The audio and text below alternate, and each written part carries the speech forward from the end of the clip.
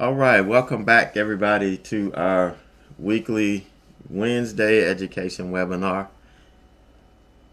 Um, and we're going to talk a little bit about a myth that we all have coming into trading, and it's going to, I'm going to throw a head fake in here. So you may already predict what it's going to be, but sometimes it takes head fakes to really get your point across. But a lot of us come into the market or came into the market, and I admit I was one of them. I looked at this and I was like, hey man, this is easy. I'm smart. Okay, I'm a smart guy. I'm an engineer. I'm a teacher. I'm, I felt that I was a pretty smart guy. Yeah, I made some mistakes, and yeah, things happened, and I might not have dealt with the situations the right way, but I learned from those experiences. And so I thought coming in, yeah, I can learn how to trade. I can click a button. I can click a mouse. All I need to do is learn where to get in and where to get out, and I can make money. And unfortunately, as we all that have been trading for a while know, that wasn't true. That's the biggest myth that we have. The number one myth that we new traders have coming into the market, or when we're new and we coming into the market, that it's easy to make money in the stock market, when actually it's very difficult if you're not willing to put the time in. And even if you put the time in, that doesn't mean you're going to be successful at it. Think about how many kids out here now that practice day in and day out. They practice basketball, they practice baseball, they practice football, and they all have dreams of making it to the major leagues, to the big leagues, to the professional ranks. And they work hard, and they work hard, and they work hard.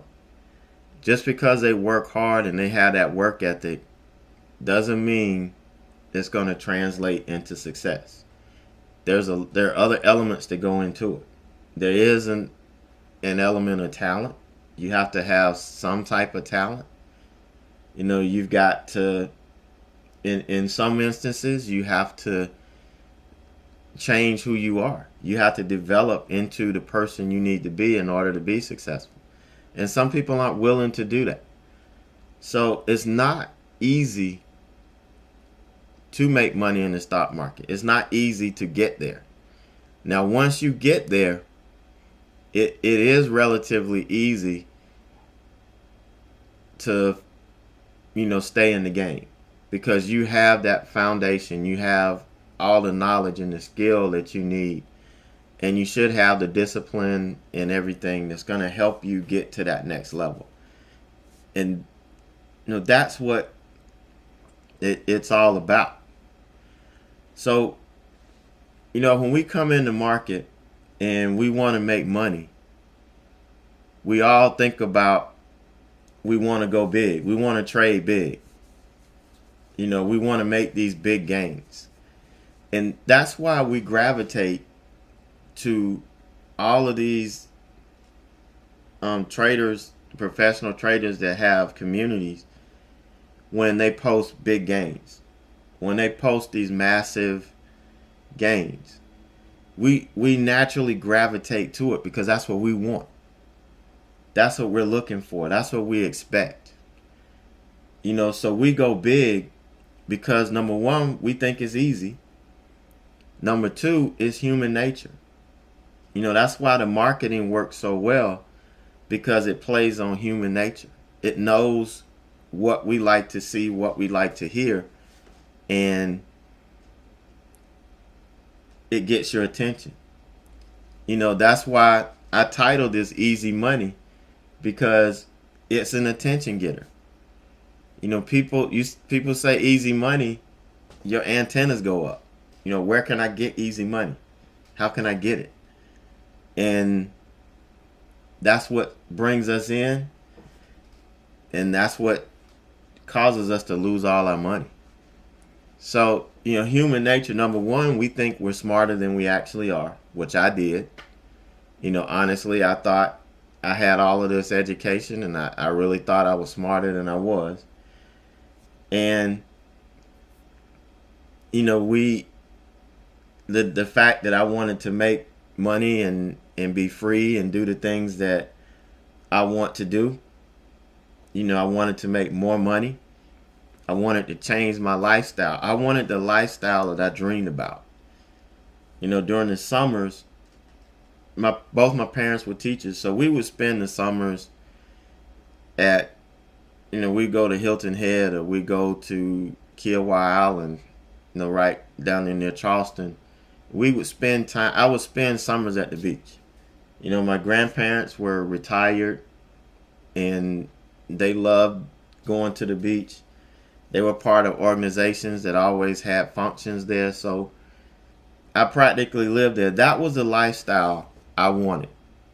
But unfortunately, when I started my life and I started taking care of myself, I realized the only thing I could do was hop in my car, put gas in it, and go sit on the beach. I couldn't afford to stay there. I couldn't buy a room. I couldn't do anything.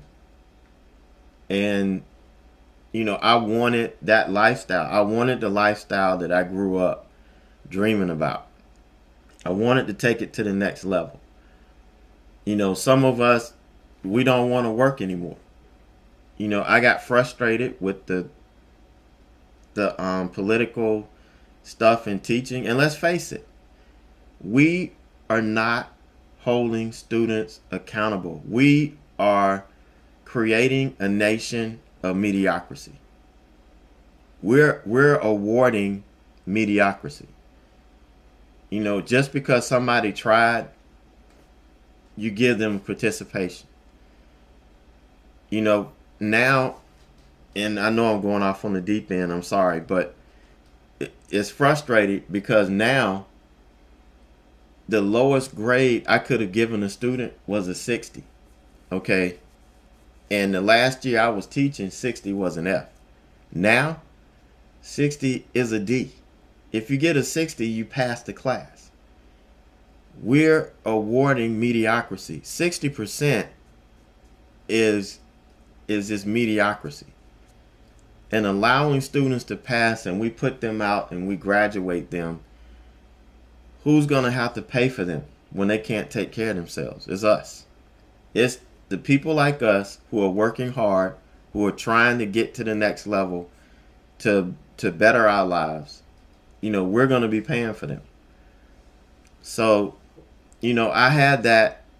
I don't want to work anymore. I don't want to do this anymore. I'm ready to, take care of me, take care of my family, and move to the next level. And another big thing is, we feel by going bigger, we can get to our destination a lot quicker. It's like, if our goal is to make $1 million, and it's like, hey, if we can make $250,000 a year, I can get to $1 million in 4 years.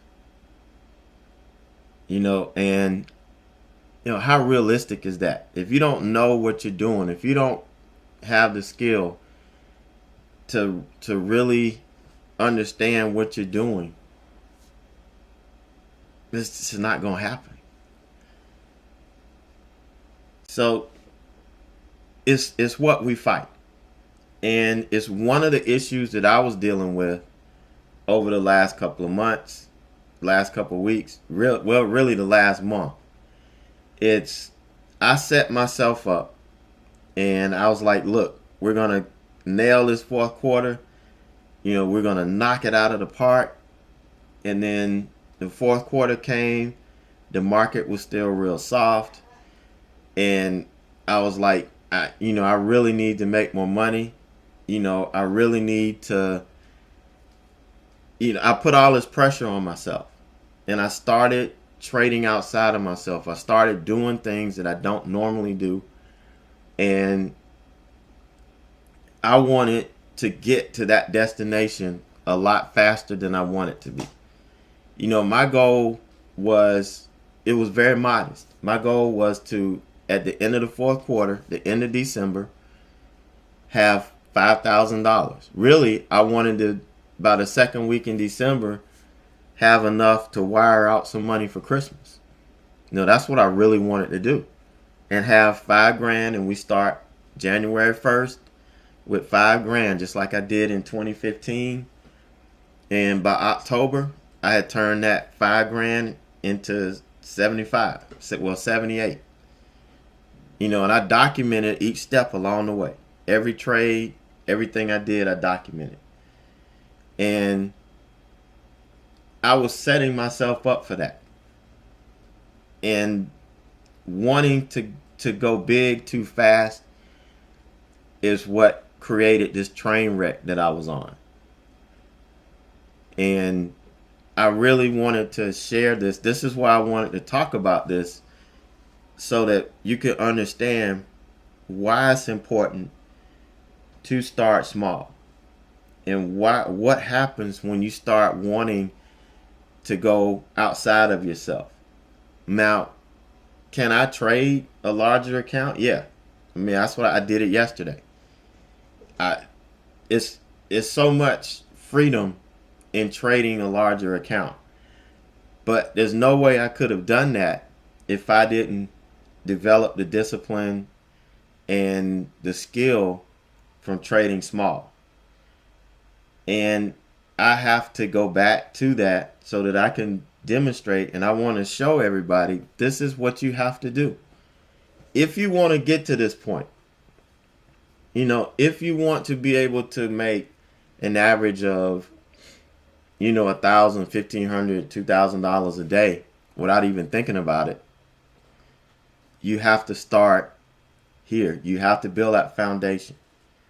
You have to learn how to, make it happen. Because, going large, it really works against us. Especially, if we're not ready. Let me qualify that. Going large works against us if we are not ready. Because what happens, it brings our emotions into it. Greed is what really has us going after it. Excuse me. And we've got to have some level of greed, because that's what makes us, get up in the morning and study at night and work hard. We've got to have some greed, but it has to be controlled, has to be maintained. So when we go large, we bring all of these emotions into it. Greed. And then comes fear. Because if we have, let's say we have $3,000 in our account, and we're willing to risk, again, I'm willing to risk $500. Okay, if I lose $500, that is a huge chunk of my account. That's what I'm trying to think in my head. It's like 15, 16% of my whole account. If you lose 15 or 16% of your account in one transaction, that greed that you felt automatically turns to fear. And fear is a hell of a lot more powerful emotion than greed. If you don't believe it, just, kind of assess yourself when you get greedy and when you get scared. All right, being able to manage large amounts of money. And just think about somebody that wins the lottery. Let's say I was a person that I lived below the poverty level. I lived in government housing. I didn't have a car. I had to take public transportation to work. I worked at the local fast food restaurant. And here I am, 50 years old. Don't really have anything. Then all of a sudden, I buy a scratch off and I win $1 million. Okay, what do you think I'm going to be in 5 years? Do you think I'm going to be a multimillionaire, or do you think I'm going to be broke? Like John said, 9 times out of 10, I'm going to be broke because I wasn't prepared to manage the money that I had. Okay, I got it through luck.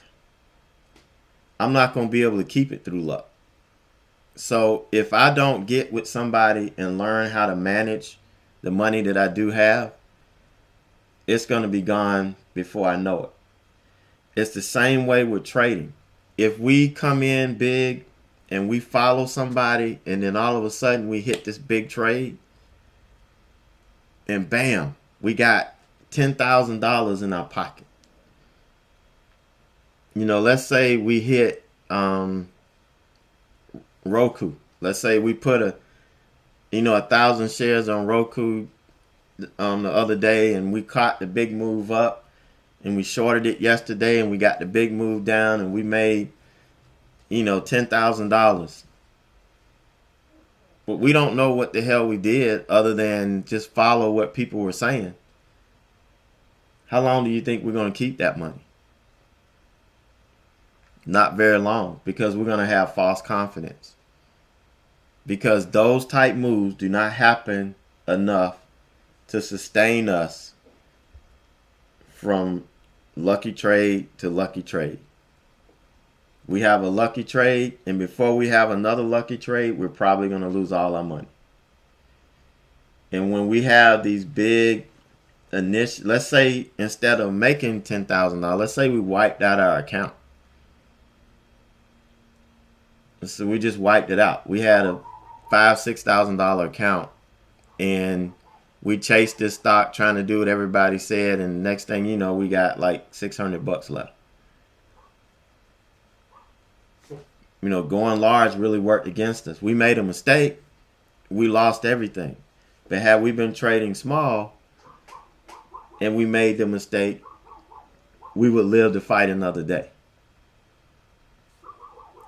So why do I advocate for starting small? It allows you to gain experience without risking too much of your capital.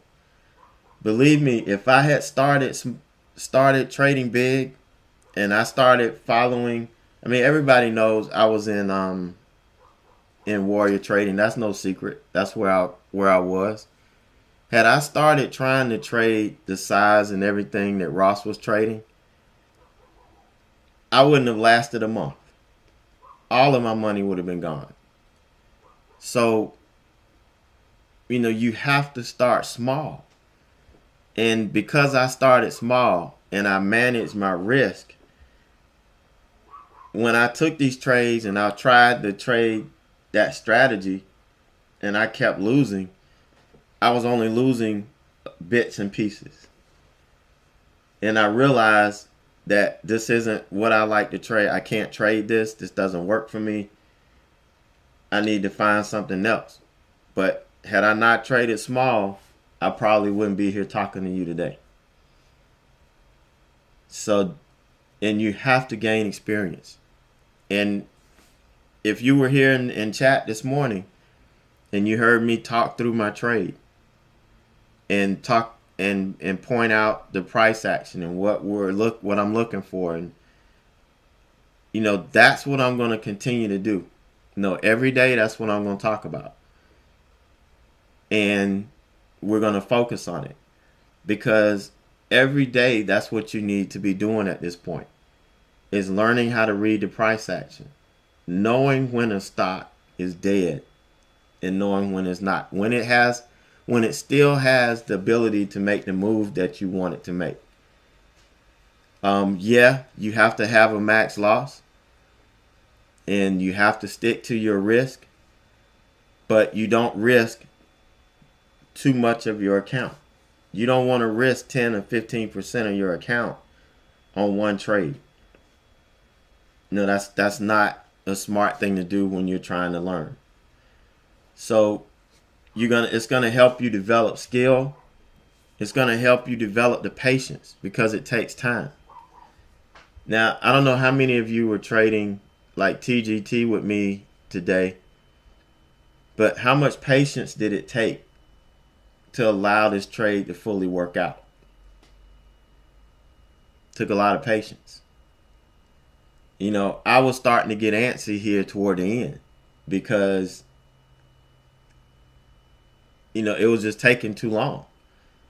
But because I developed that patience and I developed the process to help me deal with it, which is scaling out, knowing that once I lock in some profit, it can turn around, it can go up, forward, backward, sideways, crooked. It doesn't matter. It's not going to take away the money that I've already locked in because I've pretty much made sure of that. And then it gives you the patience to let it continue to work. Okay, if I'm focusing on how much money I'm making every time I cover, I probably won't be covering. I'll probably sit there and try to hold it just like I did yesterday and blow myself up. And that's not what we need to do. No, it helps us develop that patience. Trading small helps you build that foundation that you can always come back to. Because I know you can take every dime I have, give me $1,500, and I feel 100% confident that I can get back on my feet because I have that foundation. You know, I've done it. I've started with $1,500 4 or 5 times in the last year. You know, just starting over, trying to teach the process. You know, every time I get a little bit better at teaching, and I get a little bit better at understanding what you guys need from me. So, you know, I feel real good about my foundation. And again, it helps you develop that emotional stability. It teaches you how to deal with the greed that we feel and the fear that we feel. You know, from greed comes that fear of missing out. You know, that's where the fear of missing out comes from greed. The revenge trading comes from greed. You know, all of these things we have to be able to deal with. And by trading small for an extended period of time, it helps you deal with it. Now, yeah, I advocate when you first start practicing on a simulator, but let me tell you, the simulator it doesn't do anything for you in developing your emotional stability. Does nothing for you, because there's nothing like having your money on the line. There's nothing like it. There's no way you can simulate that. And you know, and that's why I react differently than if you've been in other chat rooms and you've followed other people. That's probably why I'm a little bit more emotional and a little bit more down to earth, because it's my hard-earned money on the line. Even if it's a couple $100, it's my money, you know, that I earn. That if I lose a couple $100, then I probably can't take my wife out on our date night. And that's going to put me in even more trouble. So, you know, that emotional part, and sometimes I do lose it. And I was coming unglued the last month. I know it. I was coming unglued. But that's what you have to deal with. That's the reality of trading. That's the real deal of trading. It's not a game. It's not a contest. It's not, let's see how much money we can make this month or that month. Or let's see how much money we can make this week. That's not That's not realistic.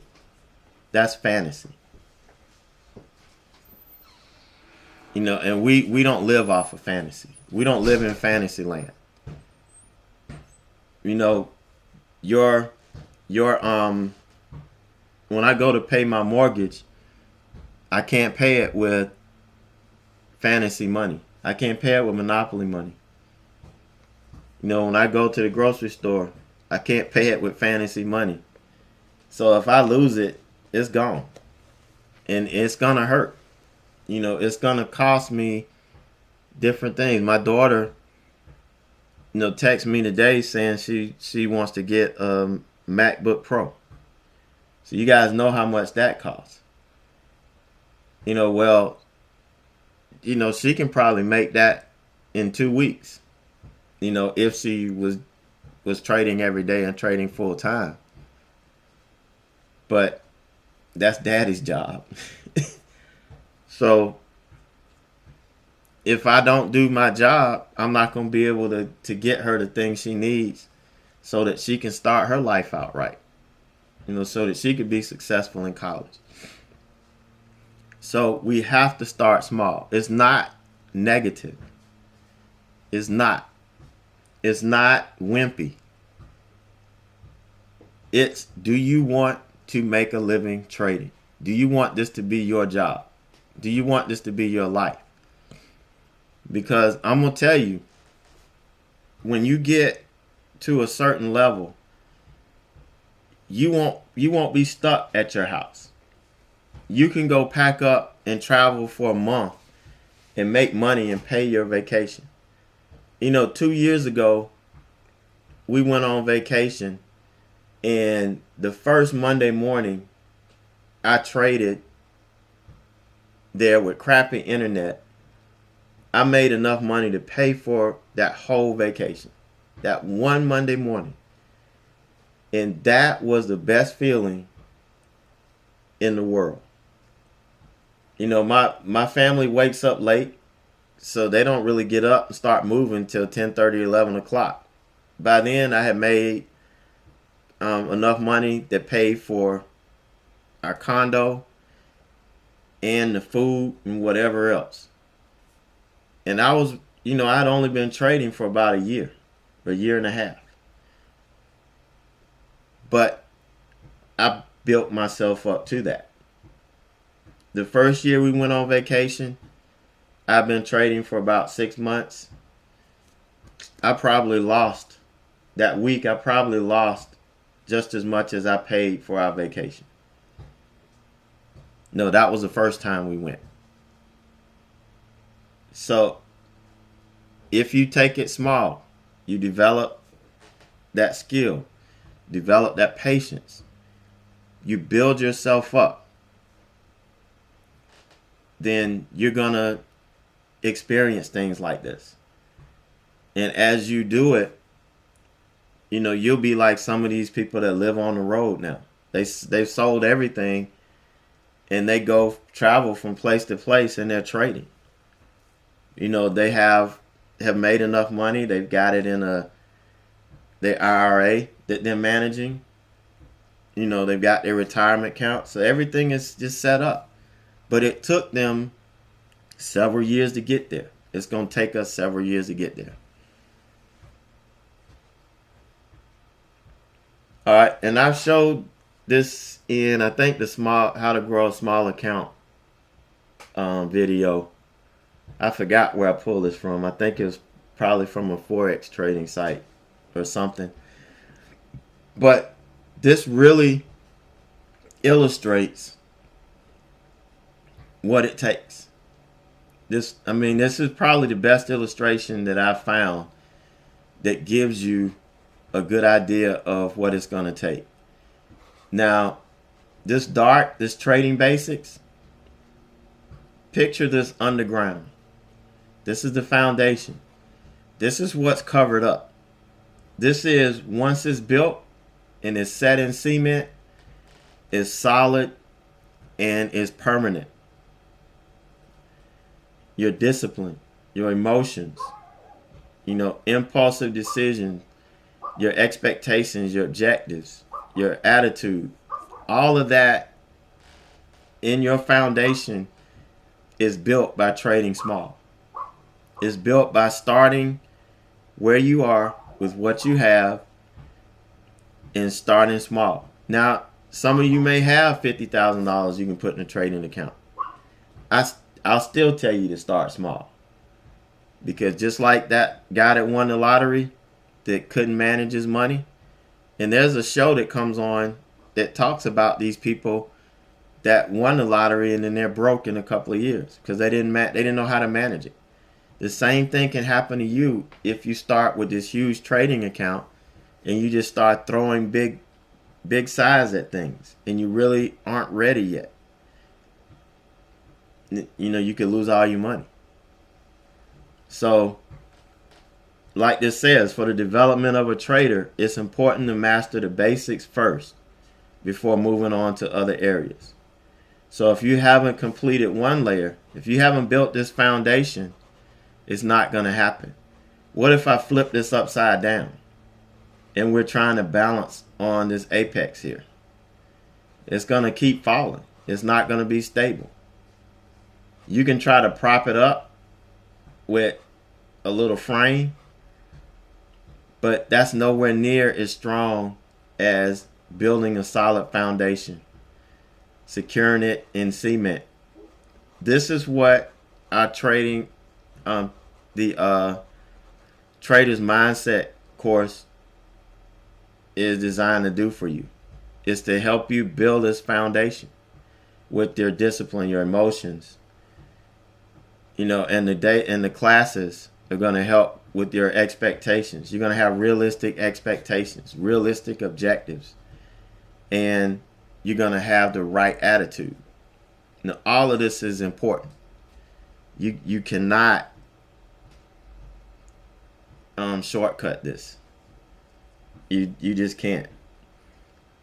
So, we've got to build that solid foundation. All right, so do you guys have any questions, any comments before we go on? I'm gonna do the recap of the trade on TGT today. The first workshop is gonna start at the end of, I may do it as the Wednesday webinars. Let me think about it, because what I normally do is do it after the class. And since the swing trading class finishes before the day trading class, I was going to run it after the swing trading class. But I may start it, after Thanksgiving. I may start it on the Wednesday.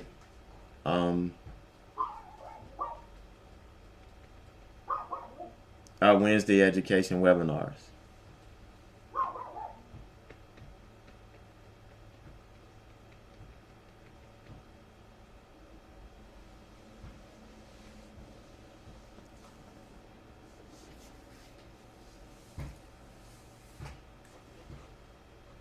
All right, so we're gonna look at the trade I took today on TGT, and like I said, my number one focus going in, after this whole soul searching I did, I didn't finish. I did the video I finished it after 12 o'clock, which is why I couldn't get the actual P&L up. Because by the time I got to that point, it was after midnight and the platform reset, so I couldn't get it, off the platform like I do every day. But I did a lot of soul searching. No, I don't do them on Saturday mornings. I used to do it when it was a standalone class. I would do it on Saturday morning, but I don't do it on Saturday mornings anymore. I actually incorporated it into the classes.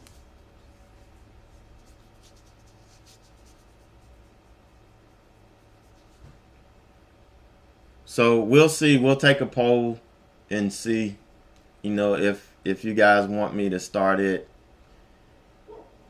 here, on Wednesdays, after Thanksgiving, then we'll do that. I'm flexible.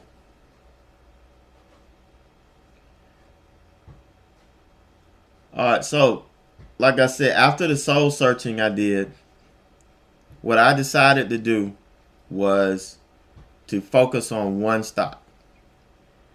And once that one stock broke trend or broke the technicals, then I will leave it alone. And if there's a reversal or trend continuation on something else that looks good and that's an A quality setup, then I'll take it. If not, I'm gonna stick with this same stock all day. And that's what I did when I was rolling. And the funny thing about it, most of the trades I took that I made money on were long trades. I didn't short that many stocks. That just a testament to how good the market was. And we would get solid follow through. And I could trade one stock 2 or 3 times. I trade the initial breakout, wait for the pullback, trade the bounce, wait for the pullback again, trade another bounce. I could trade it all day. Now that I started shorting, it just made it even better. But we're not getting the solid moves and the clean moves that I always like to trade. So it makes it a little bit more challenging. Okay, so on TGT this morning, I didn't take it pre-market. I didn't really like the spread on it. I didn't like the spread on anything, to be honest with you. So I waited to the open.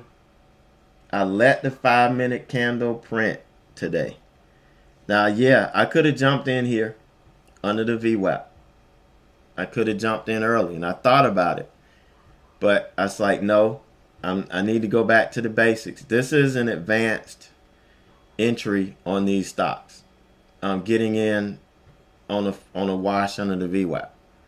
When the stock opens, tries to go green, and then starts to sell under the VWAP, that's a little bit more advanced strategy that I am going to cover it in the class. I didn't cover it previously, but I will be covering it in the class.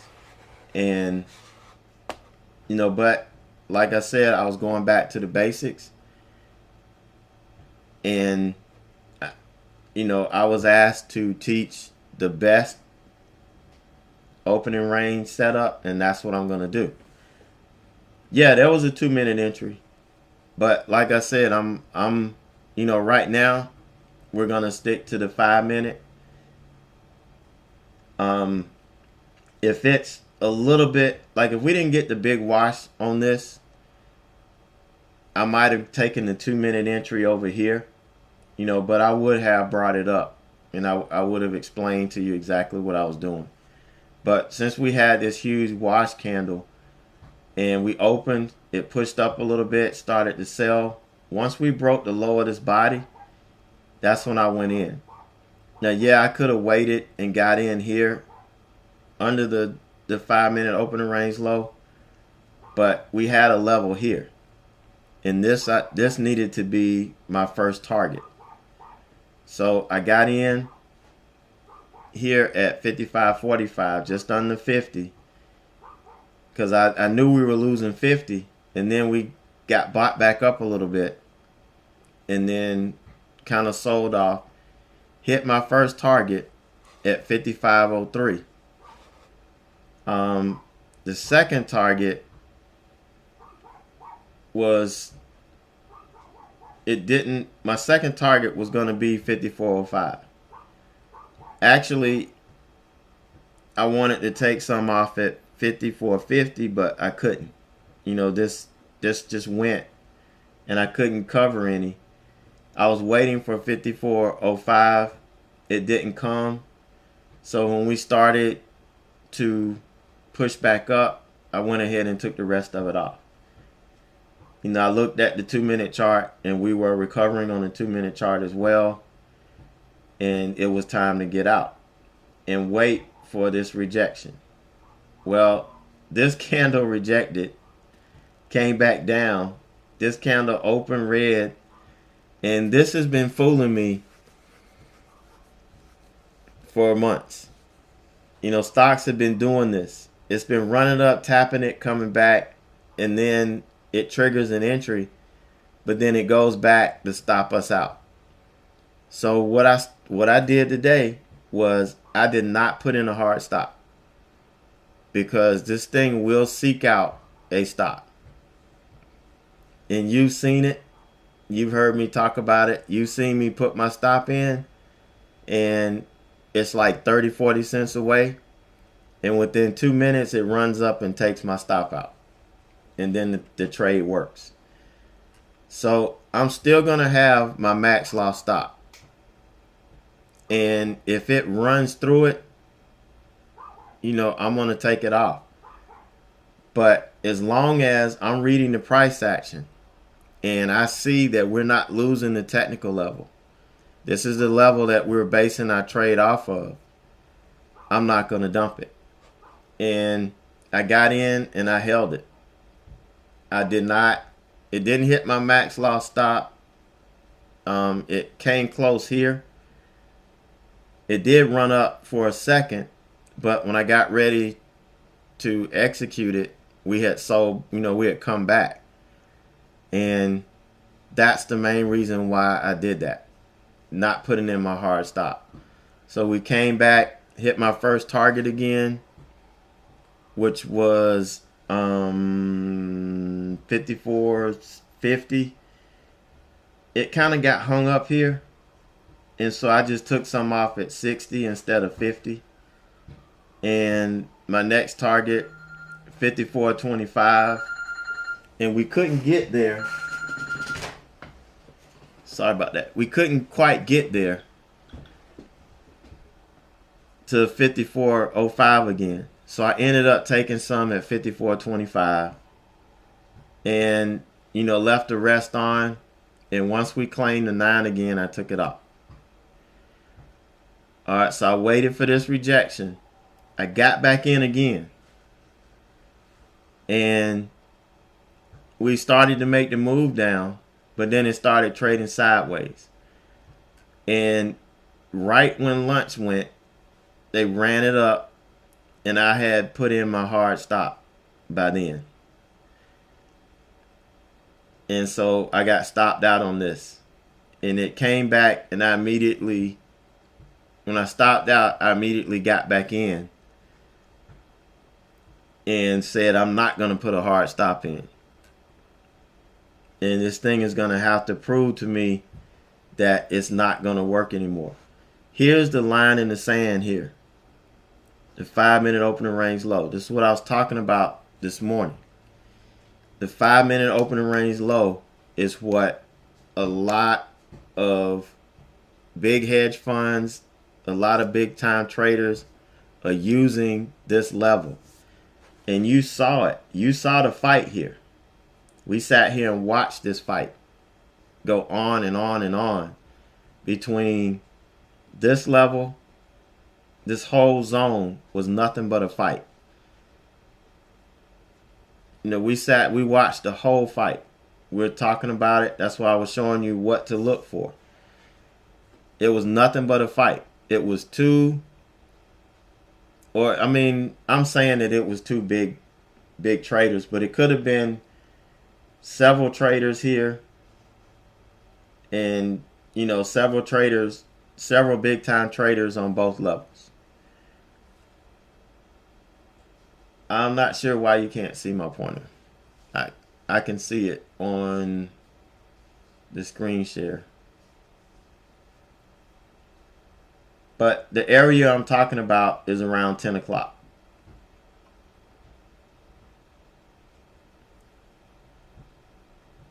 After I got in and I took my profit, and we were watching it fight.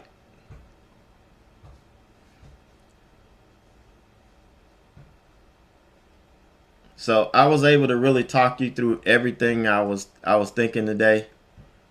Here, this last one, you know, I didn't put a hard stop in. I came close to taking it off. But what I was looking for was this late day fade. This is what I was looking for. Now, it was a scary moment, and had this thing not done this, I would have, had it broke this, I would have stopped out. Because once we put in this, I was getting ready, I put my stop in because I had to leave. I had to go pick my son up. So I had to put a stop in. I'm not trading on my phone anymore. It's not going to happen. I made up my mind I'm not going to do that.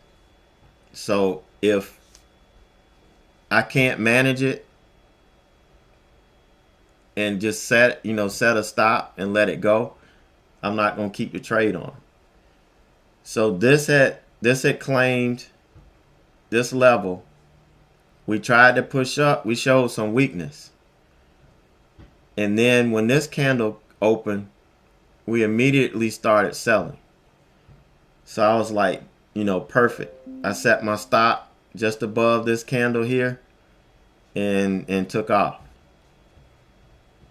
And when I got back home, this thing was washing out. This is exactly what we were looking for. It's just a matter of being patient and me trusting the solid levels on the chart. Knowing what levels are in play, knowing how the stock moves, how it reacts. It just takes time. It takes experience. This is a little bit more advanced. I was letting this stop me out, for no reason other than it looked like it was going to take off. But we never really started making any momentum. I started watching the price action.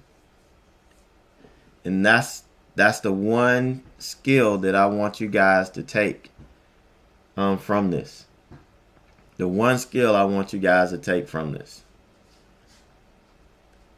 That if you leave this community, it's going to be, you're going to know, how to read the price action and how to determine, when a stock has given up or, breached your thesis or proved you wrong. And when it's still a chance that the stock's going to continue to do what you want it to. And you're going to be able to see it in the price action. Because you can't rely on level 2. You can't rely on time and sales exclusively. You have to put it all together. All of these are pieces that have to come together. Like we were talking about in the day trade class yesterday. All of these pieces, you have to use all of these. They all come together to help you form the big picture.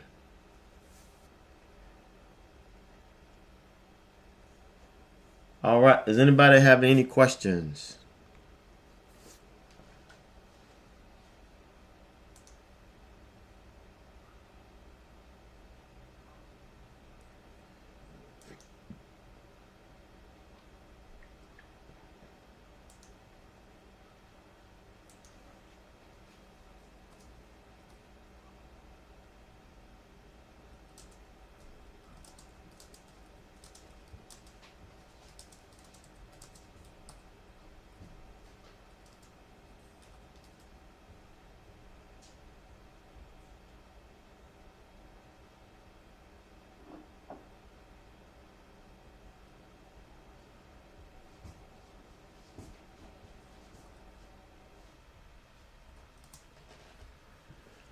All right. All right, you're welcome.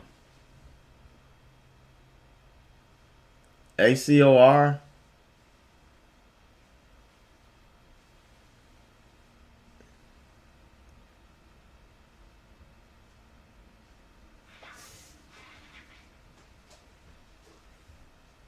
Um,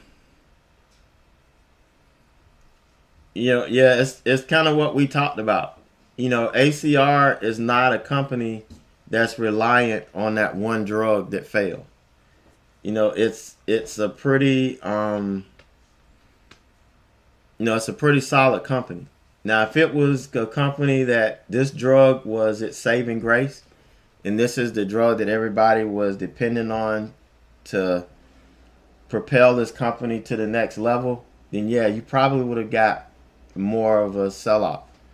But that's not what it is. Fiscally, this company is still, pretty strong.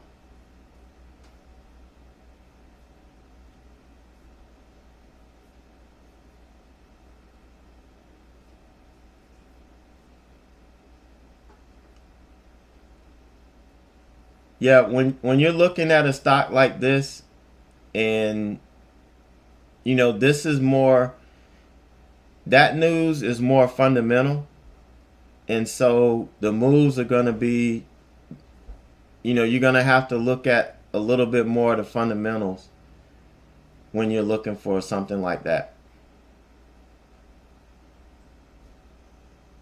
No, not really. It just depends on what the news is.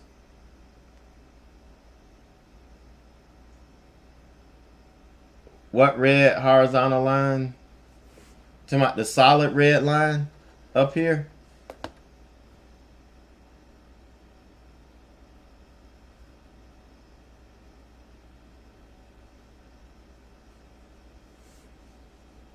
That's the 5-minute opening range low. It's set right here is a 5-minute the opening range 5-minute candle, or the opening 5-minute candle. This is the low.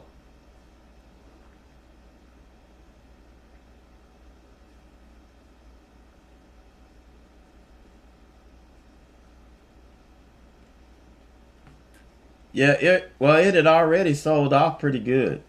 You had a pretty good gap down already.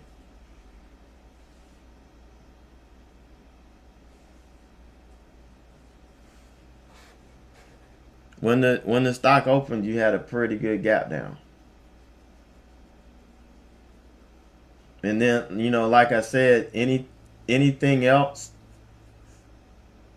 you want, even if you don't want to look into the fundamentals, if you have TweetDeck, just type in the stock on TweetDeck, and every stock that has that, every tweet that's talking about that stock's going to come up, and you'll be able to, see some news. You don't want to listen to what just the average Joe is saying, but when news people like Wall Street Journal or Benzinga or Seeking Alpha, or somebody comes up with the legitimate news story, then you can look at it, and it can give you enough, foundation so that you can make a pretty good decision.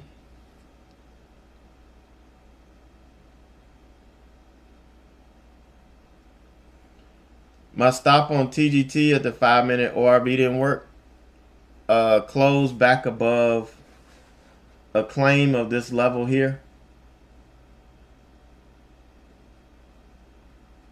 Like, we got the opening range breakdown.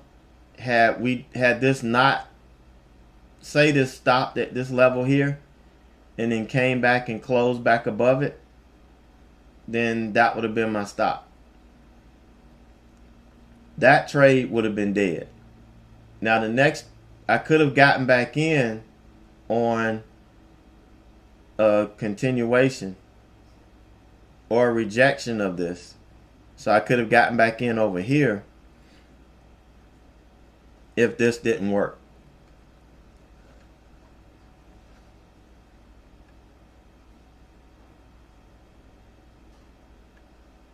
My stop, if the 5-minute opening range didn't You see the solid red line? That's the 5-minute opening range. So if when I took this opening range breakdown, if the stock got hung up at the 55.10 level and bounced back and it closed back above this level before I could take profit, then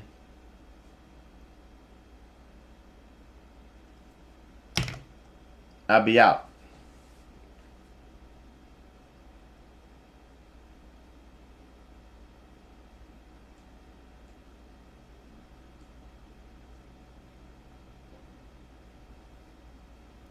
Yeah, nice. It's, I mean, that if it can't get away from this stuff,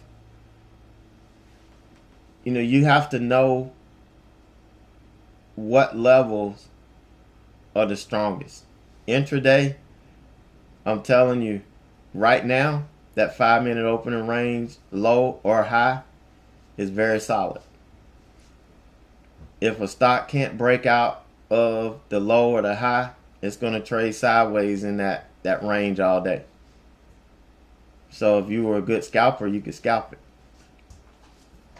But once we break below it, I'm gonna keep short until we claim it and push off of it. And that's what you have to do. You have to trust these technicals. That's what trading in the simulator does. It helps you build that trust. It doesn't do anything for your emotional health, but it'll help you build trust in the strategy. And that you know what you're looking at.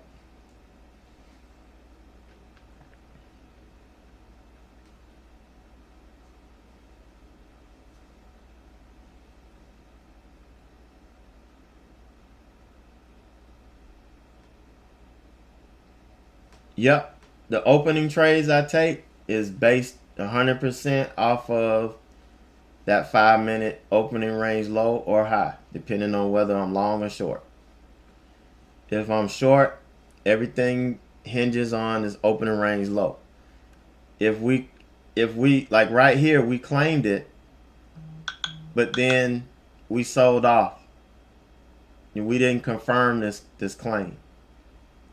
Here again, we claimed it, but then we couldn't confirm it. And so stocks will do this, especially when you have, oh, I'm pointing at the wrong chart. Stocks will claim this, like right here, we closed above it, well, we were right on the VWAP. We're right on the VWAP. So had this stock opened and continued to push up, then that would have told me that we were claiming this level and I need to take it off. But we didn't. This stock rejected the VWAP, sold off, and closed back below. This candle opened. This is where the fight was. The fight that we were watching, this is where it was. And this is when we thought these guys had almost won. Because look at the run up this thing made. And then it came right back down. 75 was my line in the sand. And this ran up a little bit over 75 and came right back. And then, it closed back below this level. This one went through this same fight again. It closed above it. This candle sold off, closed back below it. So, never did this thing give me any clear indication that we were claiming this level. So you had people that were trading off of this level. We had people, every time it came up, we had people that were trading off the VWAP. There were more sellers at the VWAP. You could see it every time the stock got close. You could see on level 2 and time and sales, we had more red prints. When it got down here to 55, we saw on level 2 and on time and sales, we started getting more green prints. And that's what we were looking at. We were watching that battle happen. And if you're watching your P&L instead of watching the price action, you would stop out. You would have stopped out, lost some money. You might have got back in, got stopped out again.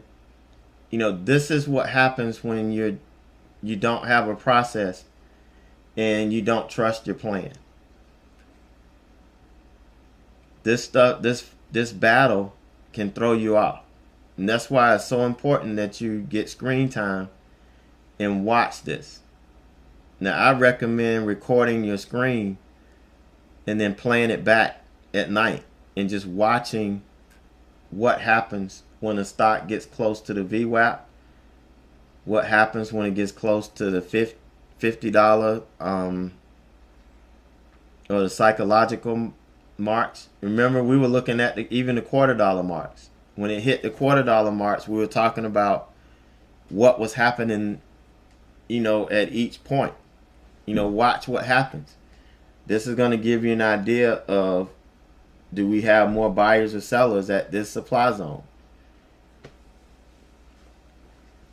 I use the 2-minute within the first 5-minute candle, or when it looks like a stock is starting to change direction, like on the first red candle after the first green candle after the open. I looked at the 2-minute chart and we were making a higher low on the 2-minute. So that gave me an indication that we were probably going to be pulling back. So that's when I went ahead and took it off.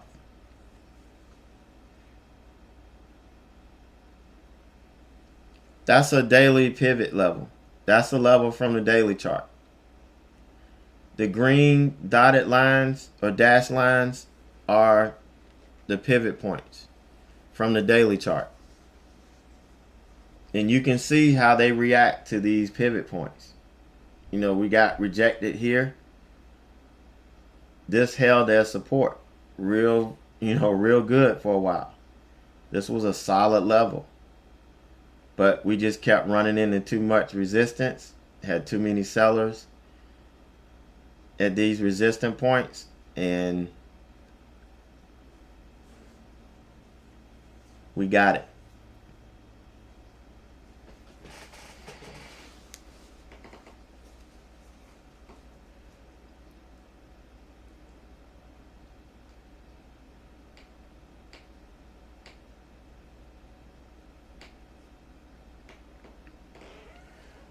On the daily, I look at the 52-week first, the yearly, the 1 year, and then I'll go back 10 years if I need to.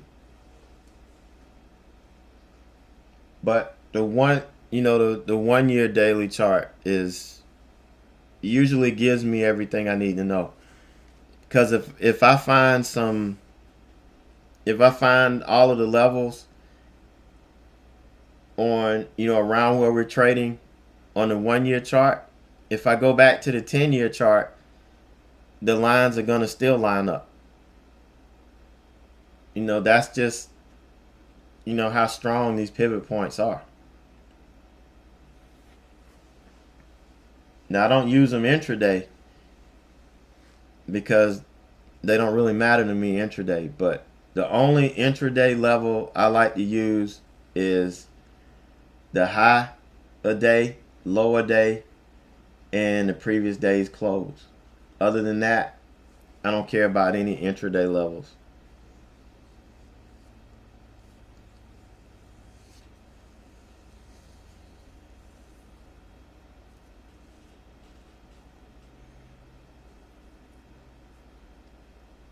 All right.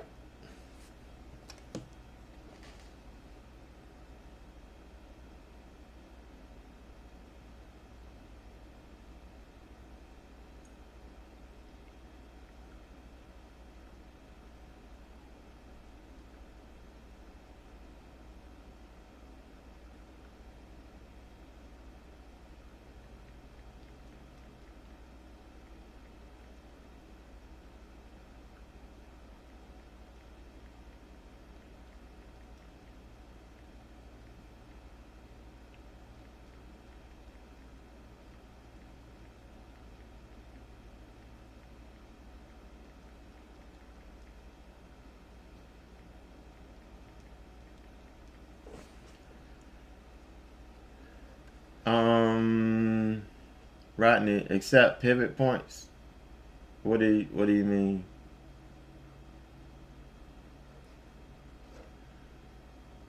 Oh, thanks.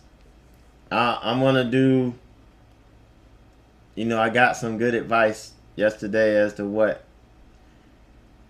people may want, so I'm taking it to heart.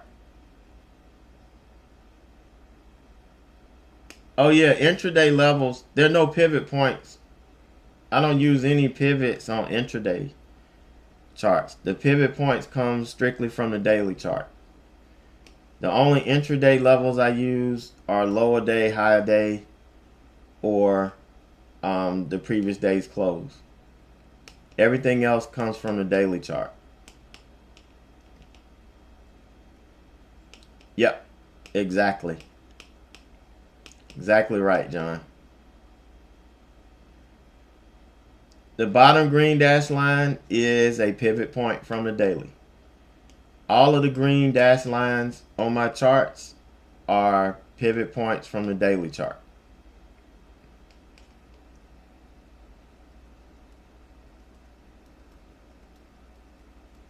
Now this white dash line up here,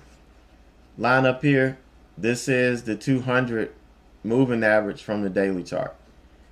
If there's a moving average that's within the trading range for the day, then I'm going to mark it, and then I'm going to make the line the same color as the moving average on the daily chart. So I'll know, like right here, I knew that this was the 200. This was a great place to short it, going into the open. But I didn't like the spread on it. And this was a beautiful setup. This is one of the setups I like to trade pre-market.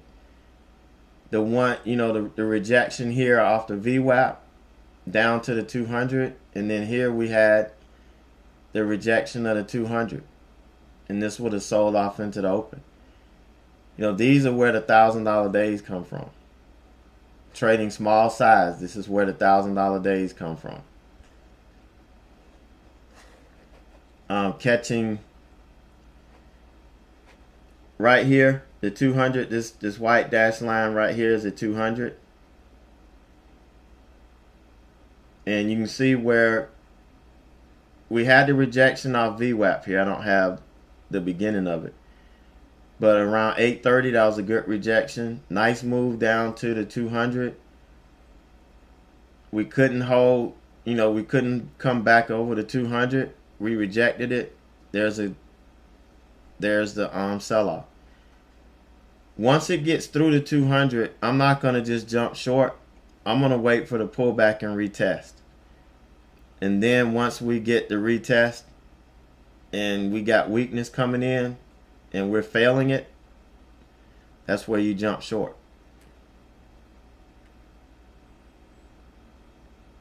No, but I didn't like the spread, so I stayed out of it. No, I could have gone 100 shares and dealt with it, but that wasn't what I wanted to do.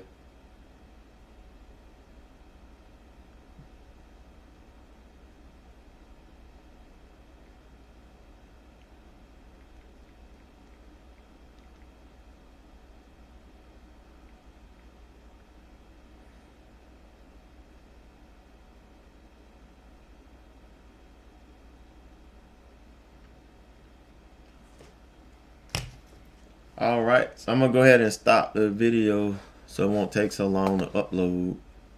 Now this one is gonna be on